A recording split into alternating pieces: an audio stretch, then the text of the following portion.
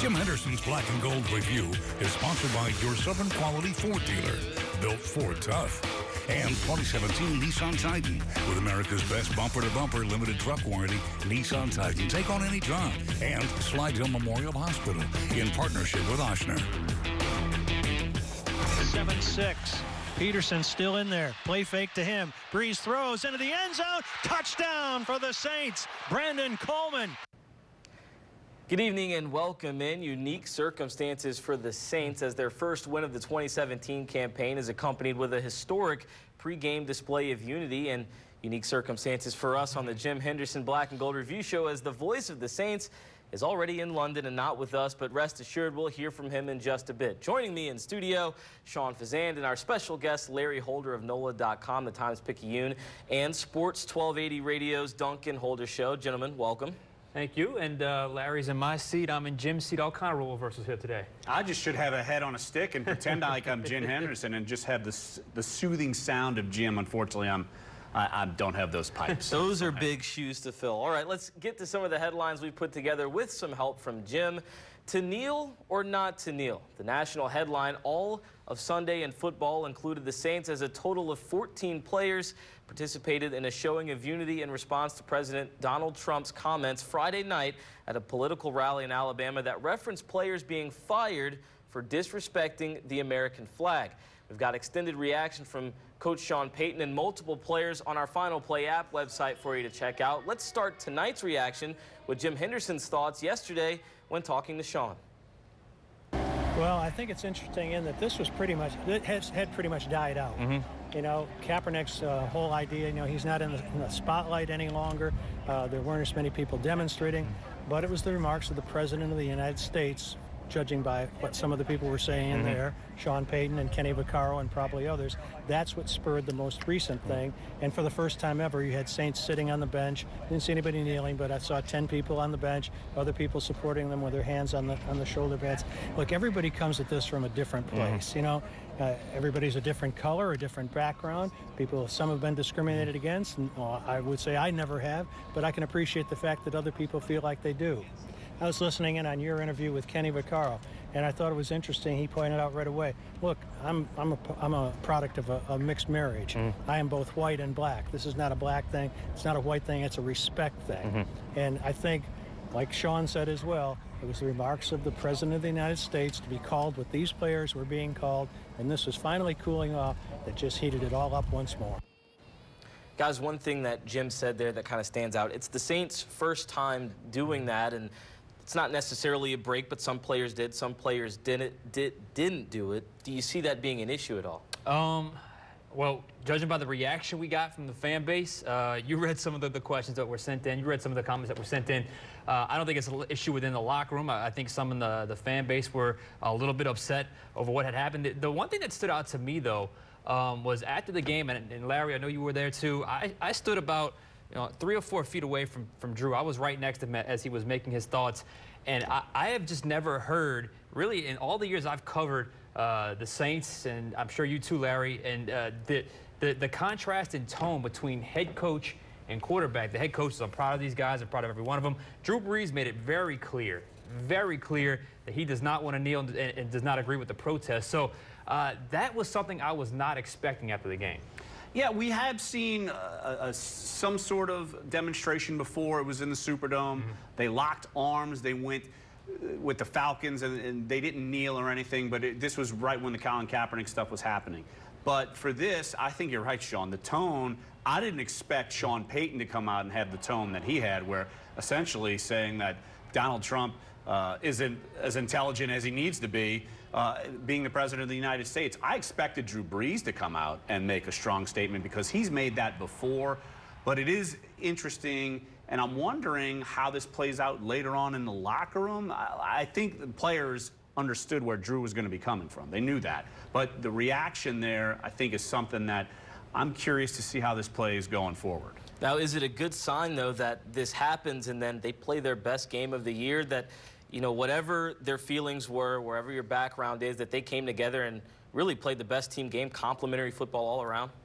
I think that coats things for sure. Imagine if they would have lost and the Saints did this big demonstration I don't know if they would have been as open, which for us, and I think the public, they wanted to hear the reasoning, but I don't know if it was you put those two together. I think the Saints came out, had a great game plan. I don't think that mattered, but I'm curious to see where they go from here. Do they keep doing it? Does the NFL players keep doing it? Look, we saw Leonard Fournette do it in Jacksonville, in London, where they're playing. Players all over the country were doing this as well. I'm curious to see where this goes from here. Yeah, the next couple of weeks here are crucial because there was I don't think I've ever seen or heard an angrier fan base after a victory than what we got from the Saints fan base after this victory here. I mean, my Facebook Live feed, when I did my halftime Facebook Live, I mean, some of the comments I got was like, oh, wow, they're not even paying attention to the game right now. So where this goes from here on out, how does it expand? Does it kind of settle down? Everyone kind of gets back to order?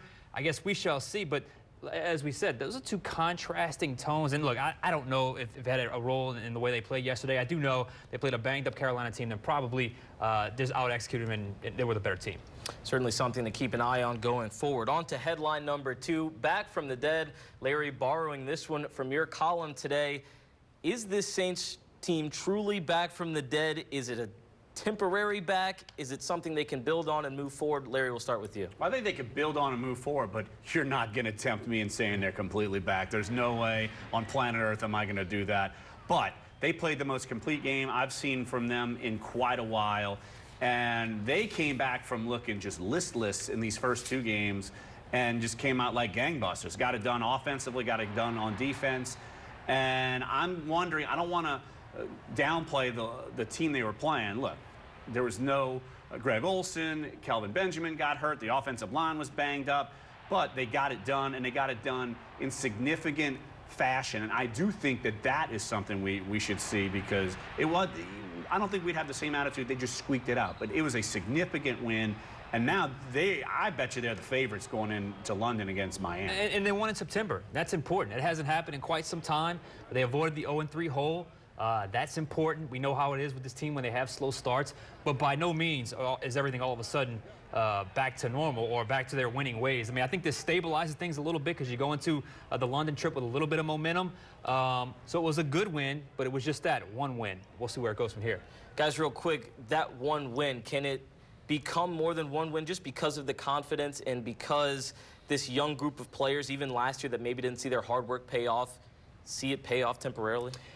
Look, yes, I think it can help, and obviously you say more than one win in the fact that it's also a division win. They're 1-0 in the NFC South, but there's still a long way to go here. I think Miami is a winnable opponent, but by no means is it a guarantee. We just don't know. So they're 1-2, and I think that's where they are right now. And I think the nerves can kind of calm down, because just think about it. We talked about going into the season, if the Saints could start off this first stretch 2-2, you have to feel pretty good about yourself. The problem is they started off so badly 0-2, you got to kind of rein it back in. And so if they can come out and play well against Miami, I think they can start riding this thing. But that's a big if. As we've seen, you can't say if with the Saints, if they can go win 5 in a row. I mean, you can't say that, judging by the last few years with this team. Larry Holder will not be tempted. Up next, we're not even halfway done with the headlines. Hear what Jim, Sean, and Larry have to say about the offense and defense's performances.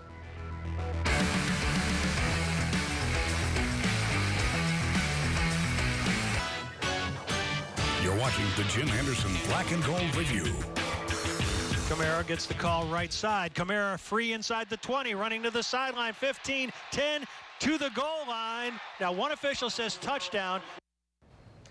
Sure enough, after review, Alvin Kamara's first career touchdown was confirmed. Welcome back. I'm Chris Hagan alongside Sean Fazan and our guest analyst, Larry Holder of NOLA.com, the Times-Picayune, and Sports Radio 1280's Duncan Holder Show. Guys, we're going to dive right back into these headlines. Number 3, the Saints shred the league's best defense. Now, the Panthers, as we talked about, were pretty banged up on offense, but that defense was pretty full go. What do you make of that performance, Sean? Drew Brees is not Brian Hoyer, or is he Tyrod Taylor? Look, I think Panthers got exposed a little bit as maybe a couple of frauds here, at least for the first 2 weeks of the season. They were able to do everything. And also, that offensive line had been kind of moved around, a lot of interchangeable parts there. All of a sudden came together and played well. And to me, the key was they kept moving the sticks on third down, something they hadn't done in the first 2 weeks of the season. You see that. They threw long, they threw short, they ran the ball effectively. Carolina didn't put up much of a fight. Yeah, the Saints were 6 of 12 on third down. The first couple of games, they were 4 of 11 and 4 of 12. Obviously, that's not going to get it done. And Michael Thomas came back to life. Look, he had 5 catches in the first series alone. That got things going. And then Drew started spreading it out. And then later, when he had to use a security blanket, he would. And then so, also in the red zone, look, you turned a turnover into a Brandon Coleman touchdown. Huge there. And also the fact that the Saints, they were able to put points on the board at the end of the half, turn around and do it again. And so in the second half, and so look, I think it's something that the Saints offense, also you had the good balance of running the ball. They figured out kind of the dynamic running the football. So all in all, the whole game plan played out very well. Yeah, the Saints checked all those boxes you want to see from a good offensive performance. Here's what Jim had to say about the offense after the game. Didn't turn the ball over for the 3rd straight game. Drew Brees, first time in his career, he's opened the season with 3 straight games without an interception.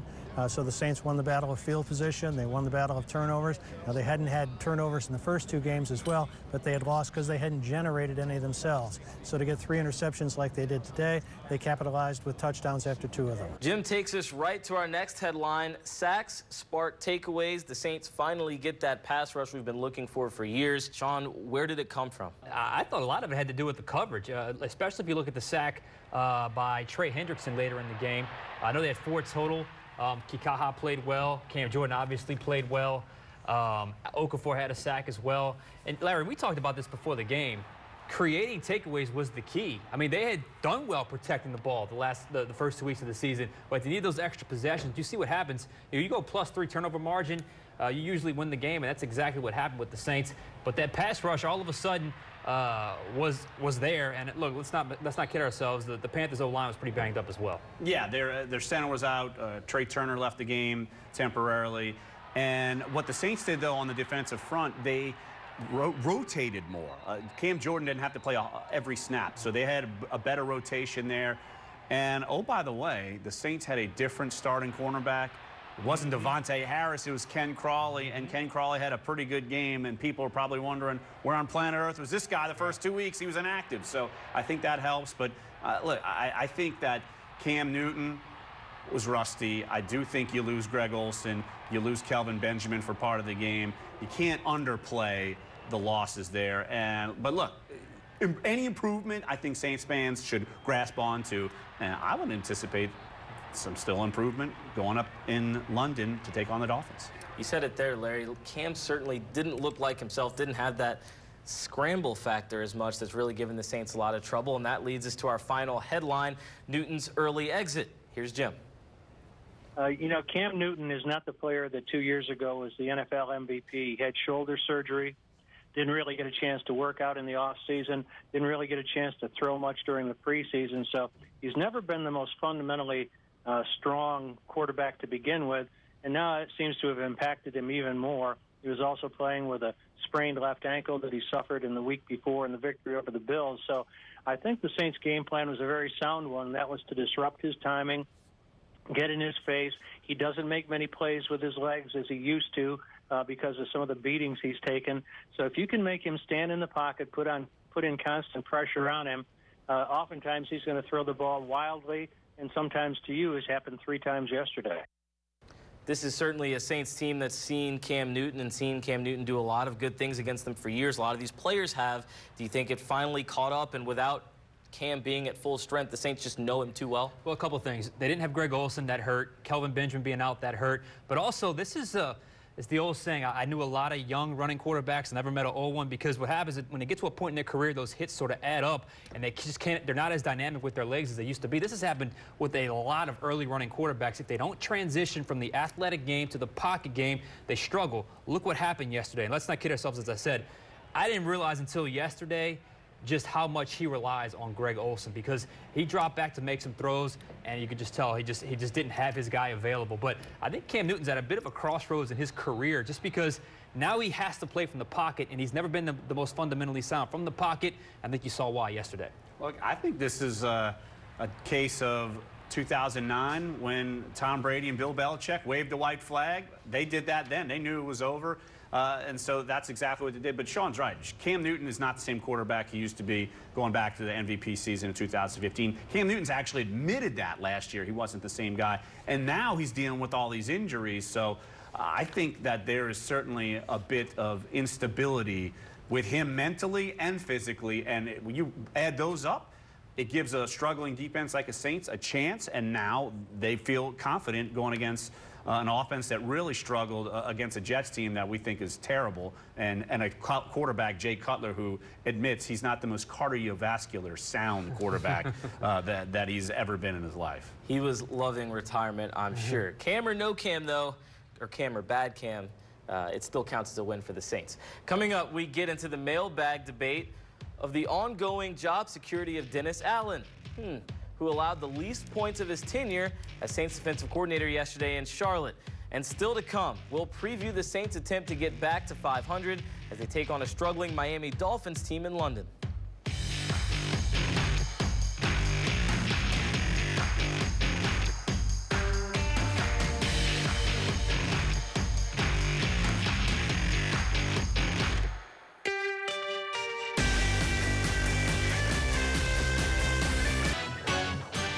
You're watching the Jim Henderson Black and Gold Review. Newton well protected this time. Guns the ball over the middle. It's intercepted. Vaccaro back to midfield. Panther territory. Inside the 40. Fighting his way down to around the 35-yard line as Newton is intercepted for the third time today. And that interception would be the last throw of Cam Newton's day as he was thoroughly frustrated by Dennis Allen's defense. Back with Sean Fazan and Larry Holder. Let's go to a viewer question. Submitted on the Final Play app using the Final Word feature, Clifton in Marrero wants to know, did this win save Dennis Allen's job? Larry, we'll start with you. I don't think his job was up for grabs right now. It's not a Rob Ryan situation where the defense was so bad this year he finally had to pull the plug. And we were talking during break. You're not firing Dennis Allen right now if the season goes awry, because Sean Payton and the whole staff would be out. You're not saying, oh, wow, that's going to be the quick fix. No. So Dennis Allen's job, if his job's on the line, everyone's job is on the line, so I wouldn't worry about that. Yeah, right no, now. look, and I was critical of Dennis Allen in week 1 and even week 2. But that didn't mean that I thought his job was in any way, shape, or form in jeopardy. If this season goes awry and the defense tanks, then it would be a situation where the entire coaching staff at that point would likely be out the door. But did it save his job? No, I mean, he was never on the hot seat to begin with, but did it certainly help his cause? Absolutely, because they obviously look like a much different defense on Sunday. They look like a much different defense, and they'll have Sunday to prove it again, as we talked about, against a quarterback in Jay Cutler, who maybe the Saints can take advantage of like they did Cam Newton. The Saints and Dolphins will meet Sunday in a reunion game for Stephon Anthony and Kenny Stills. We'll preview the matchup next.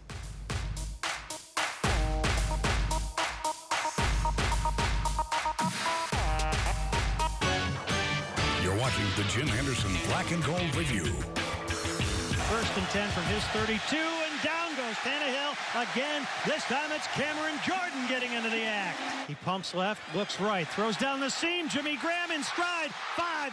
Touchdown, Jimmy Graham! Yes! His second of the night. Chris Clemens couldn't prevent him from getting into the end zone, and Graham spikes the football. Those are the days in 2013. The Saints had it rolling, and they put it on the Dolphins that night. Now it's just one win for the Saints, but should they have a lot more confidence going in and facing a Dolphins team that they could beat on pretty good? Yeah, I mean, they should be more confident. They got the first victory. They played their best game. But let's not forget, this is the week-to-week life of the NFL. 2 weeks ago, we were talking about the Saints possibly being one of the worst teams in the NFL. Now, all of a sudden, we're talking everything's back on track. Week 2, Miami was playing, you know, for the victims of the hurricane, and they had the big win, and they lost last week. So I do think there's a little bit of this kind of up-and-down nature. So I think while they should be confident, in the NFL, anything is possible. And in the video leading up to the segment, look, no Ryan Tannehill. I think that's a confidence booster there. And you look at the way the Saints played. They went to London now, a lot of confidence. So I don't think they're going to be overconfident. I think they know they've got to figure some things out. But still, I think the Dolphins, they barely got by the Chargers, and the Chargers have a tendency to lose games all over the place, so that doesn't matter.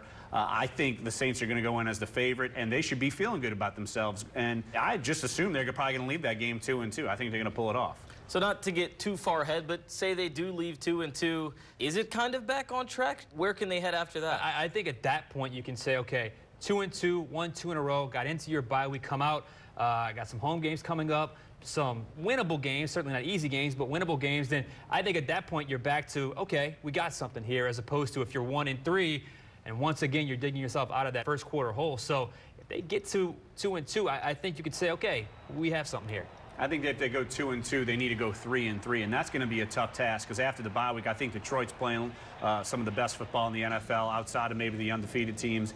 And you look at the Packers. I know they struggled against Cincinnati yesterday, but they still won. And even though they lost big to Atlanta, they're still one of the best teams. And you're going on the road to play them in Lambeau. Never an easy task. So if they get to 3-3 and then can jump start from there, that's when I feel like, all right, this team is starting to get things together. Certainly a lot to look forward to. The team went straight from Charlotte to London, and our Fox 8 sports team is right behind them. Juan Kincaid and Garland Gillen will have our report from the UK beginning tomorrow, getting you ready for an early kickoff on Sunday at 8:30 a.m. right here on Fox 8. And Larry, it's a busy week for you. It's more like the Holder and Dunk show than the Dunk and Holder show this week. Tell us what you got on deck. We're going to take Dunk's name off the marquee. Forget him. No, look, we're going to be talking LSU, Saints, of course. Tulane's coming off of a big win. And look, Pelicans just had their media day earlier today, so we'll have plenty of that. But look, and Jeff Duncan will be chiming in each and every day from London. And look, big game. And I'm curious to see, though, as well, where these protests, if they continue. So we'll be touching on that, I'm sure, later on in the week as well. Larry, thank you very much for joining us tonight. And to all of our viewers, thank you for tuning in and joining us. Hope you have a great night. Our next newscast is at 4:30 in the morning. From Fox 8 Sports, this has been the Jim Henderson Black and Gold Review.